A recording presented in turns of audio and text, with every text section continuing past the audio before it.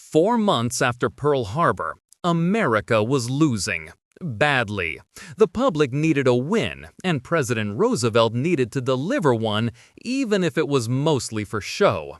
So the best minds in the U.S. military gathered and came up with a plan that sounds completely unhinged. They decided to take B-25 Mitchell bombers, land-based medium bombers mind you, and launch them from an aircraft carrier. This had never been done, because it was a terrible idea. The man in charge, Lieutenant Colonel Jimmy Doolittle, basically had to teach pilots how to fly a bus off a driveway. To make this even remotely possible, the B-25s had to be stripped of everything, and I mean everything. They ripped out the Norden bomb sight, a top-secret piece of tech, and replaced it with a simple metal contraption a captain made for 20 cents. The bottom gun turret was removed, the radios were taken out. To save a few extra pounds and maybe scare a Zero pilot who wasn't paying attention, they replaced the tail guns with broomsticks painted black.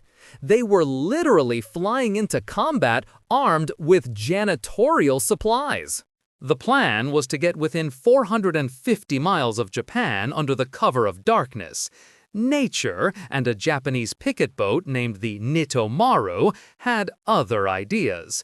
On April 18th, they were spotted over 650 miles out.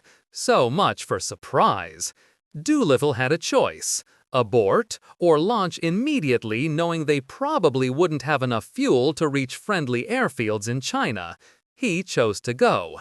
One by one, 16 bombers lumbered into the air, with pilots who had only ever practiced this on a painted runway, never on a pitching deck.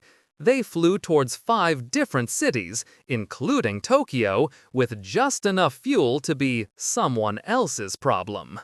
The raid itself did almost no real military damage. A few small factories hit, a school, some houses. It was a pinprick. But the psychological impact on Japan's leadership was colossal. The homeland, which they believed was untouchable, had been bombed. Panic set in. They recalled elite fighter units to defend the home islands, weakening their front lines. They also launched a horrifyingly brutal campaign in China, killing an estimated 250,000 civilians who might have helped the American crews.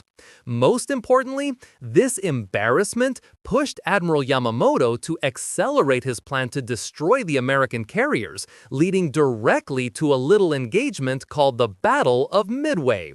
So this suicidal, broomstick-wielding, tactically insignificant raid ended up changing the entire course of the Pacific War, all for a morale boost.